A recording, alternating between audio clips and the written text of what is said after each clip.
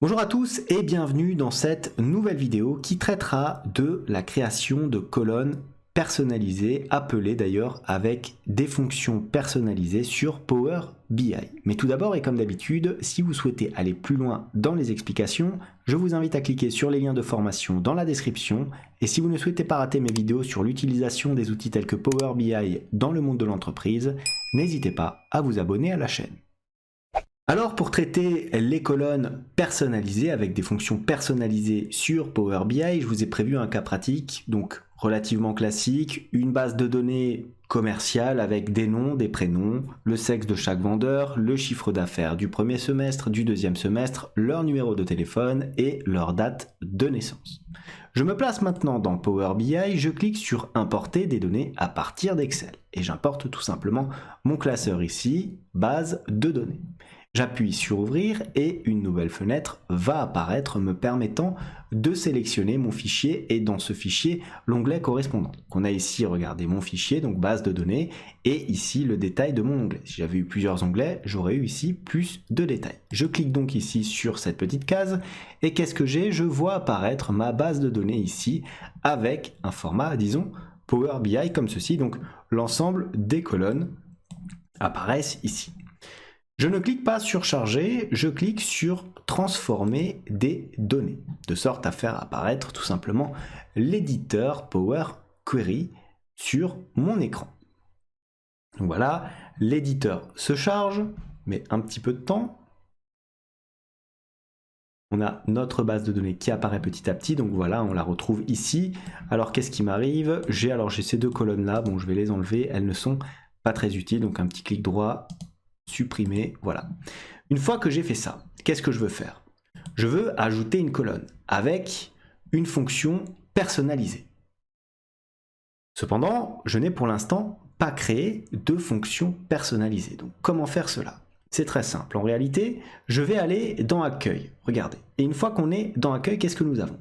Nous avons la possibilité au sein de ce bloc-là de créer ce qu'on appelle une nouvelle requête. Et de quelle source va être ma requête? Je vais sélectionner ici d'une nouvelle source. Et regardez, j'ai la possibilité de sélectionner ici un fichier Excel, SQL Server, Analysis Service, texte, web, flux ou éventuellement une requête vide. Et moi, je vais sélectionner une requête vide, comme ceci. Je vais cliquer donc sur mon éditeur de requête ici. Et regardez, qu'est-ce qui m'arrive? Je me retrouve avec une barre de formule, donc très similaire à Excel. Mais je ne m'arrête pas là. Je vais regarder ici dans ce petit bloc requête, cliquer sur éditeur avancé, de sorte à faire apparaître une nouvelle page où nous allons pouvoir saisir un nouveau code qui va correspondre à notre fonction personnalisée. Par exemple, souvenez-vous, dans ma base de données, j'ai la possibilité de faire apparaître, regardez ici, le semestre 1 et le chiffre d'affaires du semestre 2. Je souhaite avoir le montant cumulé de ces deux semestres afin d'avoir un chiffre d'affaires tout simplement annuel. Donc comment le faire? Regardez, je vais taper mon code.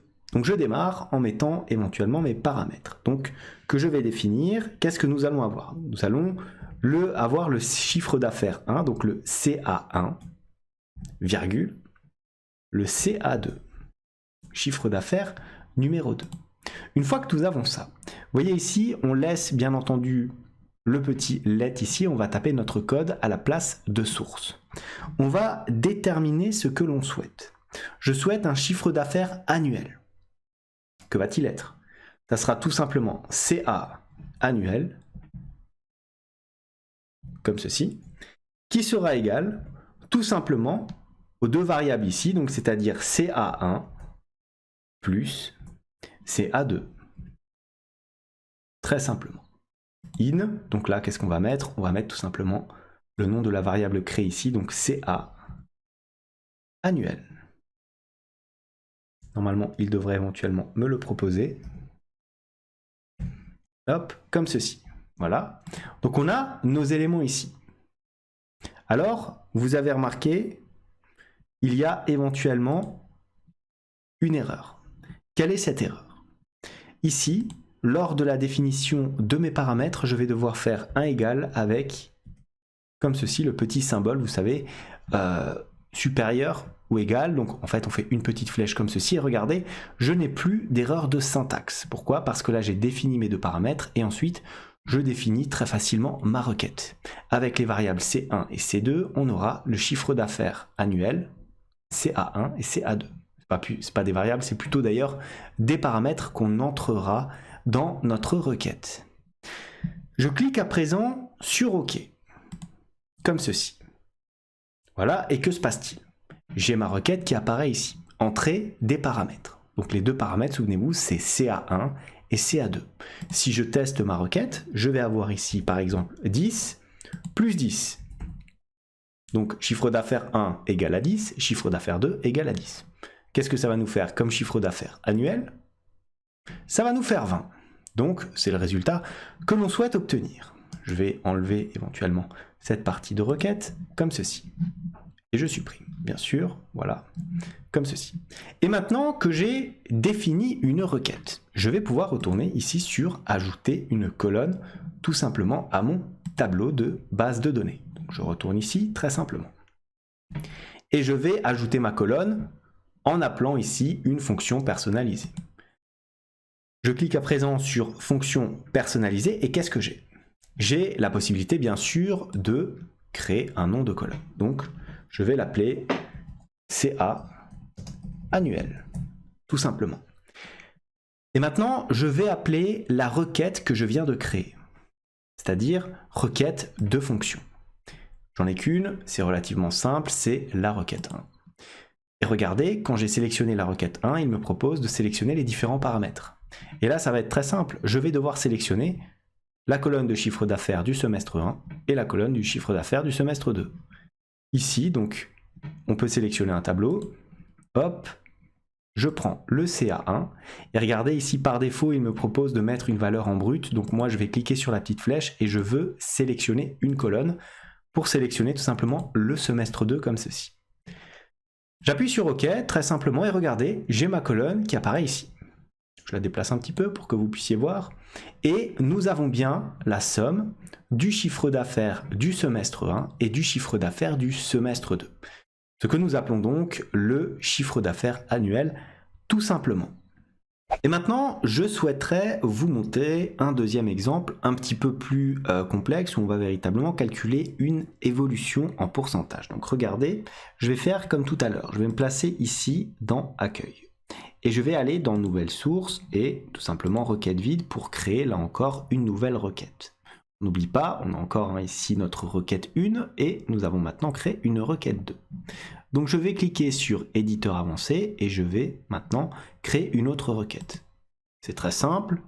Hop, j'écris ici, je rentre mes premiers paramètres. Donc ça sera CA, on va mettre S1, semestre 1, virgule, CA, S2 pour semestre 2. Je fais un petit égal comme ça, ma petite flèche, n'oublions pas pour intégrer un code et je tape tout simplement ici ce que je souhaite faire. Donc on va calculer une évolution. Donc on va taper évolution, comme ceci. D'ailleurs je vais le mettre en majuscule pour respecter la syntaxe que j'ai utilisée jusqu'ici. Voilà, donc l'évolution, ça va être égal à quoi? Ça va être égal tout simplement, donc j'ouvre la parenthèse, à mon chiffre d'affaires du semestre 2, tout simplement, moins le chiffre d'affaires, donc CAS, du semestre 1. Voilà. Maintenant, je me place derrière la parenthèse, divisé par quoi? Par le chiffre d'affaires du semestre 1, tout simplement. Voilà, source, bon, ce sera quoi? Ça sera pareil, évolution, comme ceci. Voilà, donc il me le propose. C'est donc que c'est juste. Ensuite, je vérifie, aucune erreur de syntaxe n'a été détectée. Donc on est plutôt content, ça va nous permettre donc d'appuyer sur OK ici. Voilà, donc j'ai ma deuxième requête. Par exemple, si je teste ici, tout simplement, donc on va mettre 100 de chiffre d'affaires. Le chiffre d'affaires du semestre 2, Ça va être quoi? Ça va être comme ceci, 200, appelé, on va avoir quoi? On va avoir une évolution de 1, c'est-à-dire 100% lorsqu'on va passer ces éléments en pourcentage. Donc vous allez voir. Je vais me placer maintenant dans ajouter une colonne. Très simplement, je me place dans ma base de données. J'aurais pu enlever ici ma fonction appelée, elle ne sert plus à rien, je ne dois garder, hop, je l'enlève. Je garde uniquement ma requête 2, ma requête 1 et ma base de données. Maintenant, je me place ici dans ajouter une colonne, appeler une fonction personnalisée, donc très simplement, nom de la fonction, on va l'appeler bien sûr évolution, comme ceci. Ah, j'ai laissé, voilà, évolution. Requête de la fonction, ça sera cette fois-ci la requête 2, à noter bien sûr je pourrais changer le nom des requêtes ici. CAS numéro 1, donc ça va être tout simplement le chiffre d'affaires du semestre 1. On n'oublie pas ici de modifier afin de sélectionner une colonne et le chiffre d'affaires du semestre 2 tout simplement. J'appuie sur OK, comme ceci. Et j'ai ma colonne qui apparaît donc comme ça. Alors qu'est-ce que je vais faire? Je vais cliquer éventuellement ici, donc sur ABC 1, 2, 3, et je vais sélectionner bien entendu pourcentage pour avoir une valeur ici en pourcentage. Je vais déplacer ma colonne d'évolution afin que vous puissiez bien voir les différents éléments. Alors est-ce que je le mets? Ouais, je vais le mettre après le chiffre d'affaires annuel. Donc là, on est passé de 6 443 à 38 000. Donc effectivement, ça a fait quasiment du x5, donc 500%. Ici, qu'est-ce qui s'est passé? On a baissé, donc on a une baisse de 22%. À l'œil, on comprend que le pourcentage est cohérent et juste. Là, pareil, on a fait à peu près 4 fois plus, donc on est sur du 6600 et 33 203, et ainsi de suite. Voilà donc comment on crée des colonnes personnalisées via les requêtes sur Power BI. Comme d'habitude, si cette vidéo vous a plu, n'hésitez pas à la liker, à la commenter, à vous abonner à la chaîne si ça n'est pas encore fait. Moi je vous dis merci et à bientôt pour une nouvelle vidéo.